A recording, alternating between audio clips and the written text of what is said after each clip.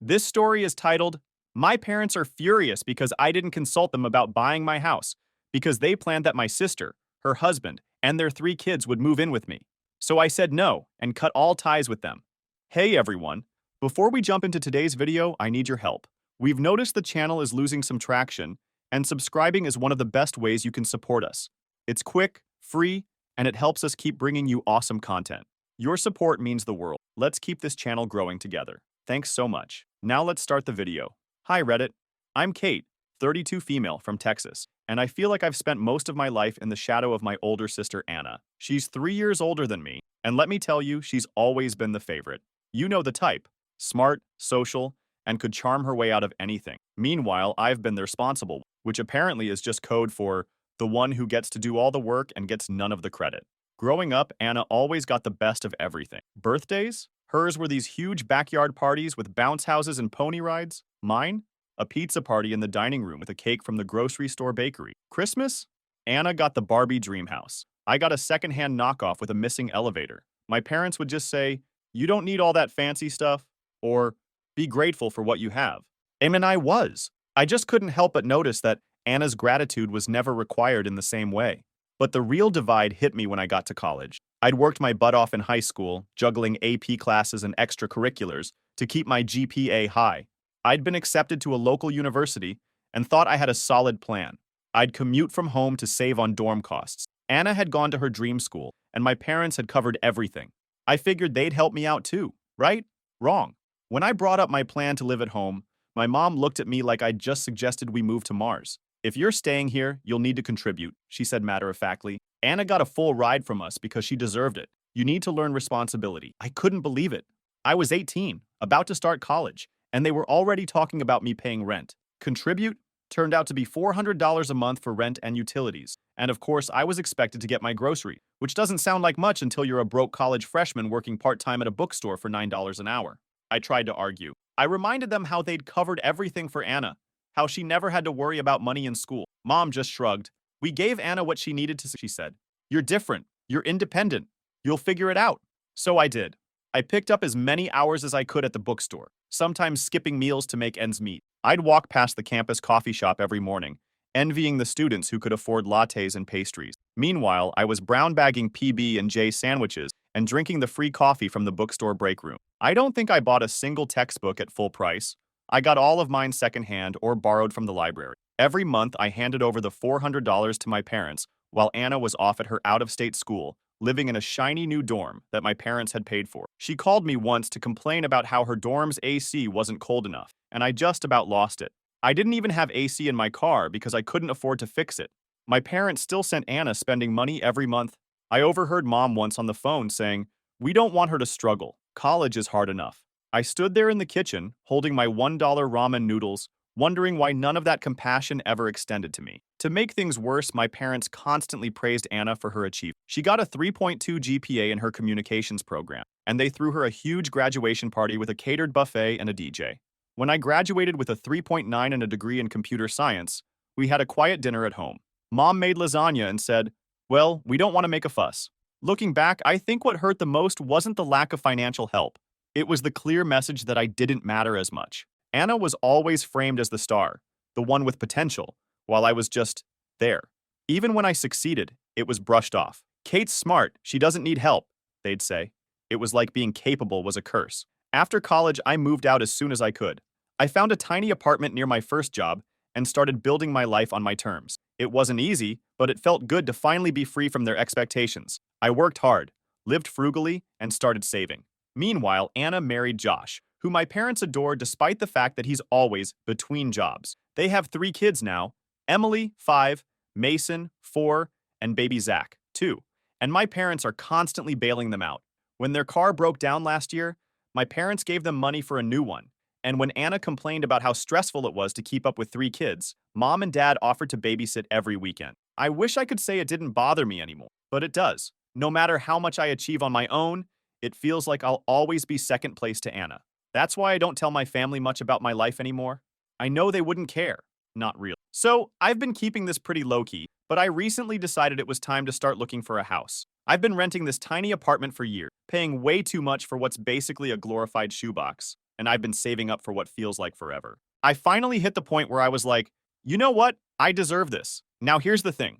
I didn't tell my family, not because it's some huge secret, but because they can't just be happy for anyone. Everything turns into a group project with them. If I mentioned it, I knew they'd start making it about Anna and her kids and how whatever I get should somehow benefit them. So I figured it was easier to just keep my mouth shut until it was all said and done.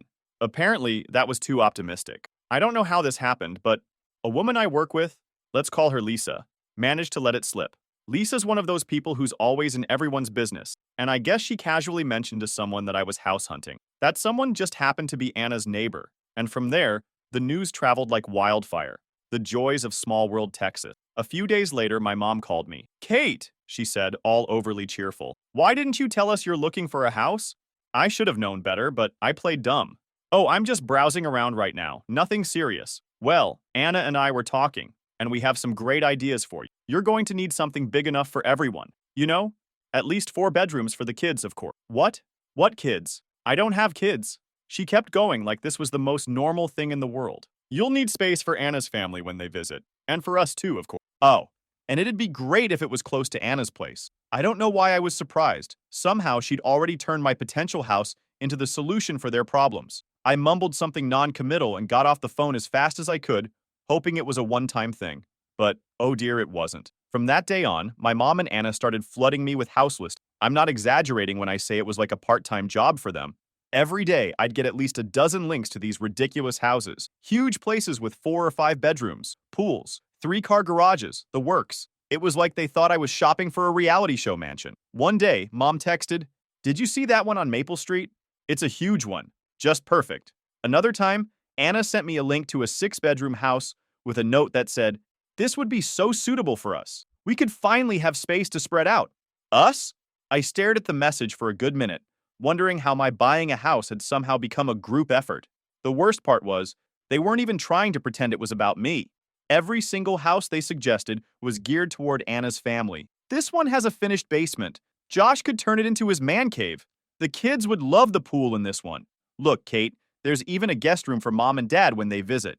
It was exhausting. At first, I tried to gently steer them away, reminding them that I was looking for something small, just for myself. But that only made things worse. That's when I decided to stop replying.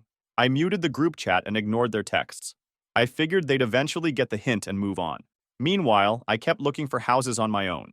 I'd spend my evenings scrolling through Zillow and my weekends checking out open houses. I didn't tell anyone where I was going, and I made sure to avoid anything remotely close to Anna's neighborhood. The last thing I wanted was to run into someone who might blab to my mom. After weeks of searching, I finally found the one. A small 2-bedroom cottage just outside the city. It had everything I wanted. A cozy little porch, a sunny kitchen, and a backyard big enough for a garden. It wasn't fancy, but it felt like home. The second I walked through the door, I knew it was mine. I put in an offer, and a few nerve-wracking days later, it was accepted. I can't even describe how good it felt. For once in my life, I was doing something entirely for myself, without anyone else's input. Of course, I didn't tell my family. I figured I'd let them keep sending their helpful suggestions while I quietly moved forward. But then my mom called me out of nowhere and said, "We're having dinner next weekend. You're coming, right?" I almost said no, but then I thought, you know what? Let's just get this over with. So, I'm going to this dinner, and I already know what it's going to be like. They'll probably have a whole PowerPoint presentation ready. Here's the fun part. I'm planning to drop the bomb that I already bought a house. I'm not going to sugarcoat it either. I can already hear the dramatic gasps and complaints. Thanks for sticking around. I'll update you after the dinner. Update 1. Hi again, Reddit. First off, I want to say thank you for all the comments and advice on my last post. I've read most of them, and it's been a mix of eye-opening and hilarious. A lot of you said you couldn't believe how entitled my family sounds, and trust me, I feel the same way. Others mentioned how they've dealt with similar situations, and honestly, it's comforting to know I'm not the only one going through this kind of thing. Anyway, I promised I'd update you after the dinner, so here we go. Buckle up because it was a lot. So I show up at my parents' house last Saturday at exactly 6 p.m., trying to mentally prepare for whatever nonsense they were going to throw at me. The second I walked in, it was already chaos. Anna's kids were running around screaming. Josh was parked on the couch watching TV, and my mom was bustling around the kitchen. She glanced over and said, "Oh, good, you're on time for once." Off to a great start, right? We sat down for dinner, and at first, it was the usual small talk. Dad complained about gas prices, Josh ranted about something at work, and Anna was whining about how hard it is to manage 3 kids. Zach keeps waking up in the middle of the night, she said, shoveling mashed potatoes onto her plate. We're just so cramped. I feel like I'm losing my mind. I knew where this was going, but I played along, nodding sympathetically while I focused on my lasagna. Then my mom cleared her throat in that way she does when she's about to make an announcement. Kate, she said, with this over-the-top smile, we've been talking, and we think we've found the perfect house for you. I nearly choked on my water. Of course, they'd come armed with a plan. Oh? I said, keeping my voice as neutral as possible. Yes, Anna chimed in. It's a beautiful place, and it's only a few blocks from us. It has 5 bedrooms, a huge yard for the kids, and even a guest suite. Mom jumped in before I could respond.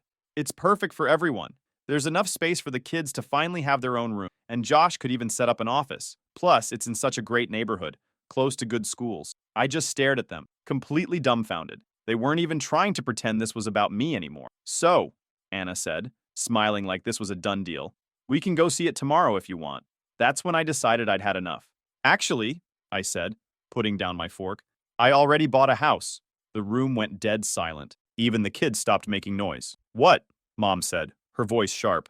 I bought a house, I repeated. It's a small 2-bedroom cottage just outside the city. It's perfect for me. For a second, I thought maybe they'd be happy for me. Then Mom's face turned red, and Anna's jaw practically hit the floor. A cottage? Anna finally said, her tone dripping with disbelief. How are we supposed to fit in a cottage? You're not, I said. Because it's my house. I bought it for me.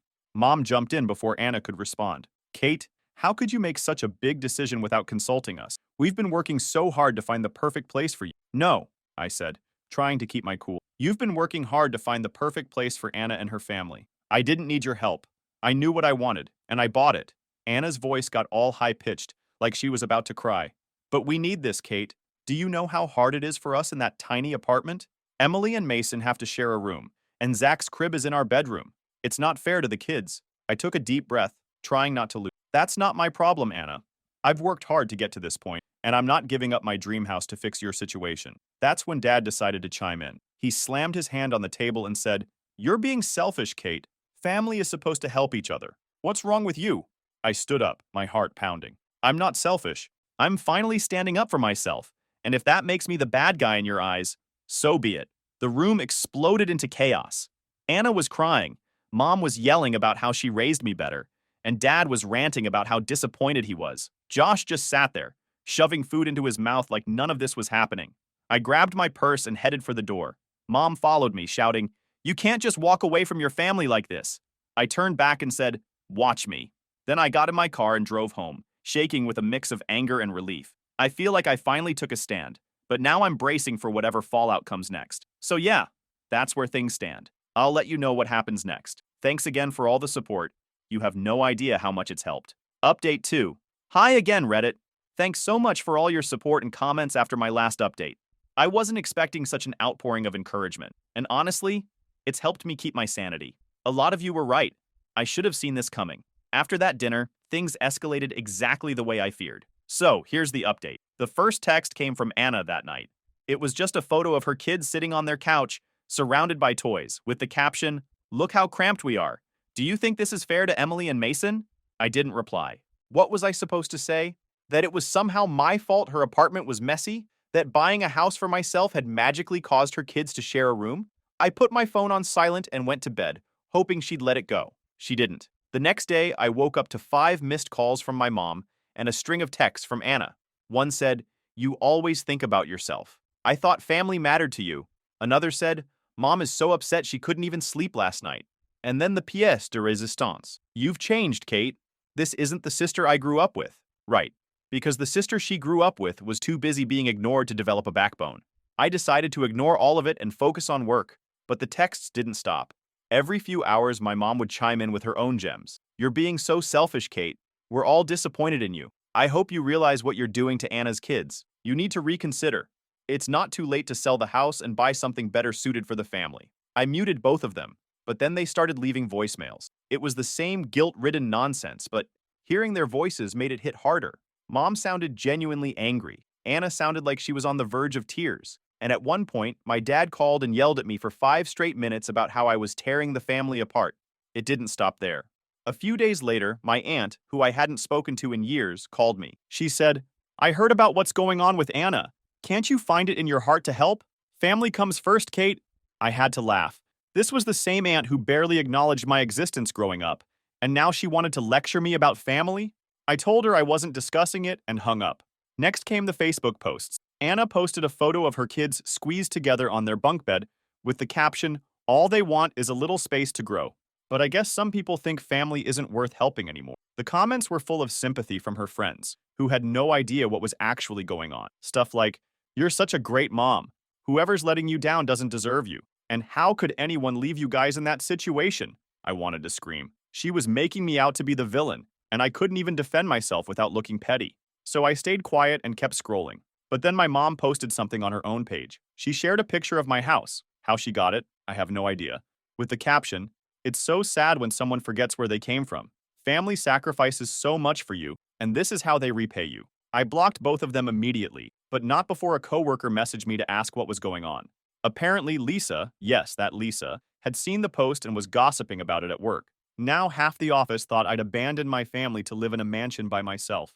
For the record, my house is just a cottage, not exactly lifestyles of the rich and famous. The stress was starting to get to me. Every time my phone buzzed, I felt a wave of anxiety. I stopped checking social media and avoided my inbox.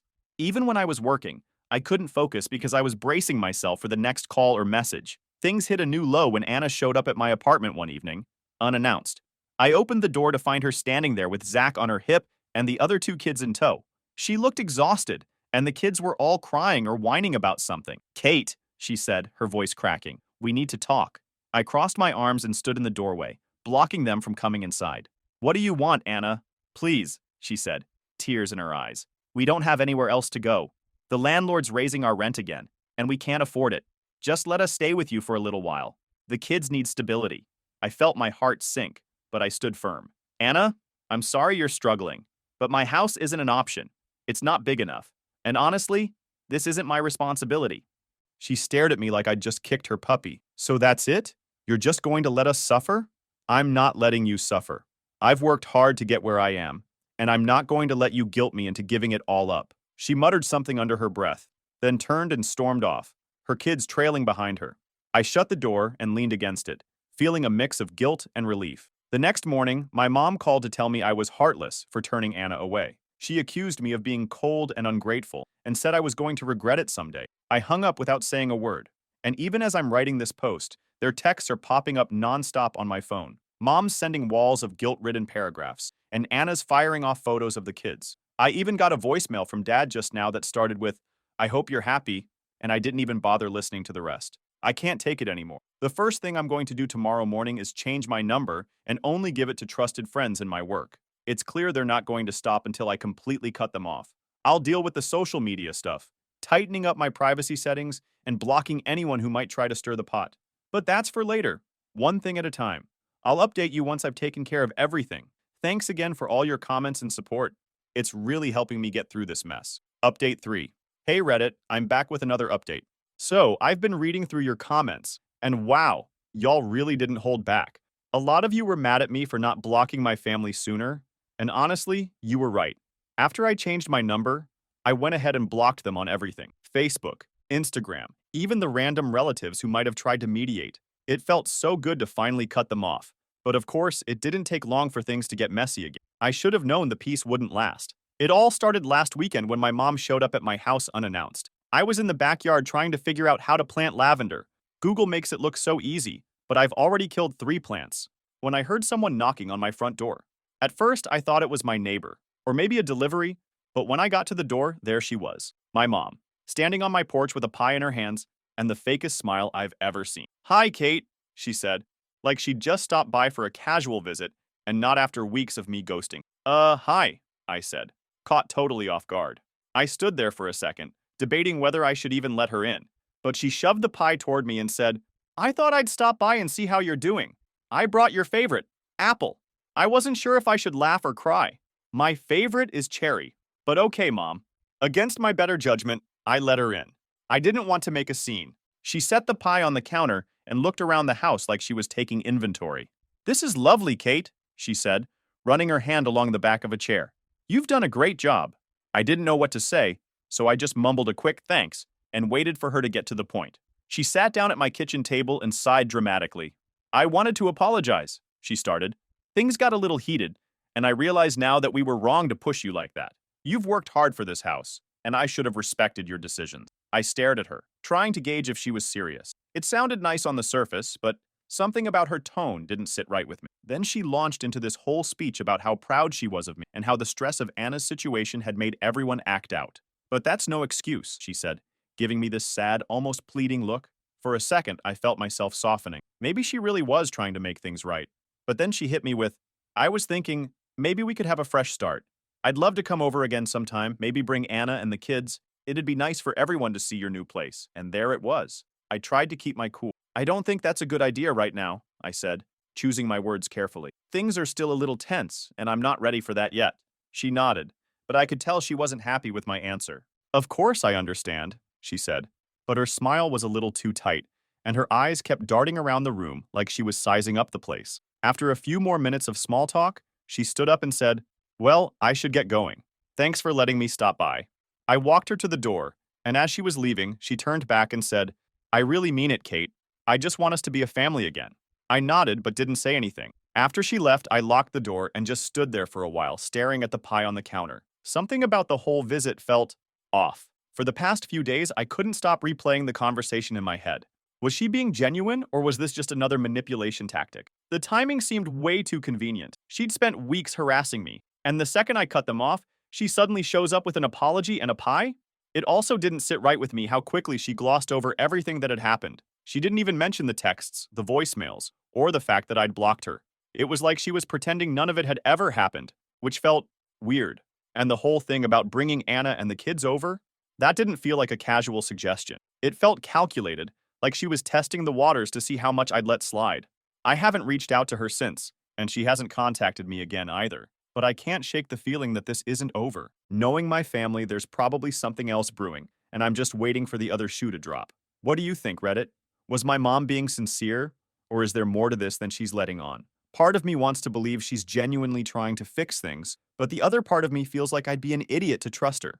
Let me know your thoughts. I could really use some outside perspective right now. Update 4 Hi Reddit.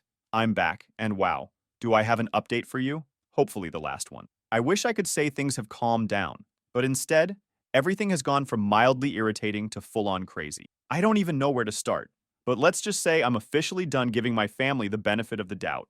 So, you remember how my mom stopped by with that apology and a pie?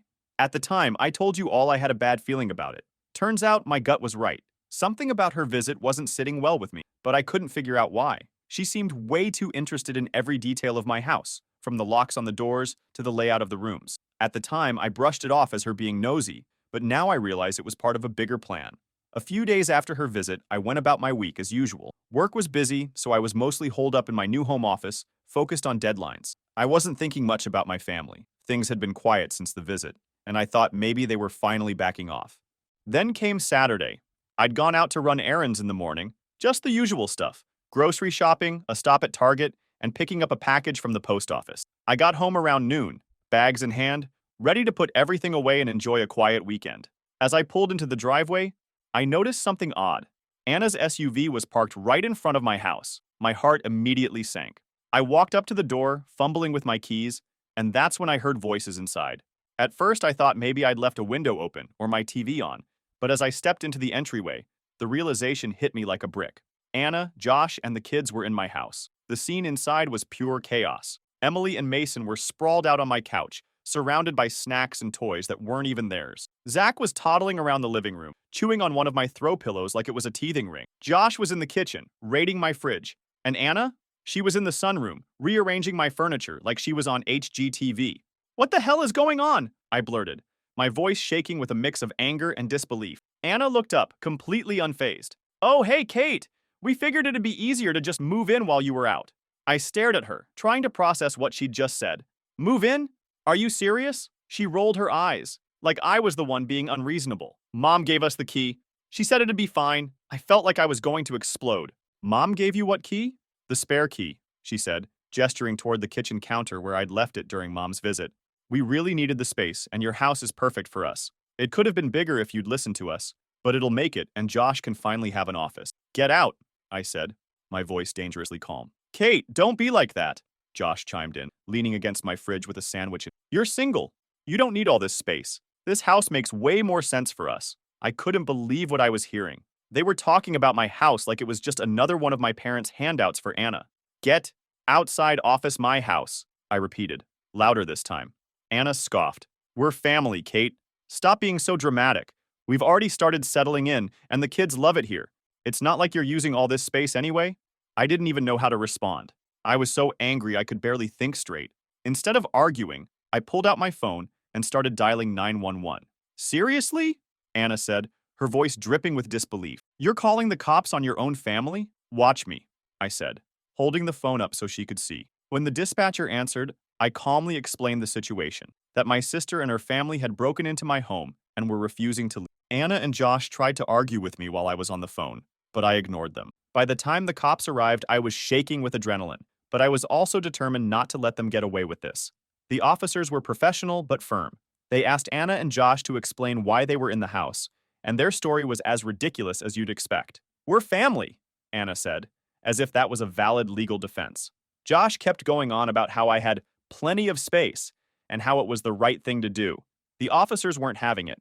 They told Anna and Josh that they were trespassing and that they needed to leave immediately. Anna started crying, saying she didn't know it was a big deal, and Josh muttered something about how I was being selfish. I stayed silent through the whole thing, letting the cops handle it. It was honestly satisfying to watch Anna and Josh pack up their stuff, including the snacks they'd raided from my pantry, and shuffle out the door. After they left, one of the officers pulled me aside and asked if I wanted to press charges. I thought about it for a moment, but honestly, I just wanted them gone. I told the officer I didn't want to press charges as long as they stayed away from my property. He nodded and said they'd file a report in case anything else happened. Once they were gone, I locked the door and just stood there for a while, taking it all in. My house felt different now, violated almost. The idea that they'd just let themselves in without asking, without even caring how I'd feel about it, made my skin crawl. I've already called a locksmith to get all the locks changed, and I'm thinking about installing a security system too. I'm done giving them the benefit of the doubt. This wasn't a misunderstanding or a moment of desperation. This was entitlement, plain and simple. I'm still trying to wrap my head around the fact that my own sister thought this was okay, and the fact that my mom gave them the key. I don't even have words for that yet. I called my lawyer this morning. I explained the whole situation had a formal cease and desist letter drafted and sent to my mom, Anna, and Josh. The letter outlined everything they'd done and made it clear that if they continued to harass me, I wouldn't hesitate to take legal action. Anyway, that's where things stand for now. I'm still furious, but I'm also kind of numb. Part of me is wondering if this is really over, or if they're going to try something else. Thanks again to everyone who's followed along and supported me through this wild ride. Your advice, validation, and even the tough love have meant more to me than I can say. Take care, Reddit.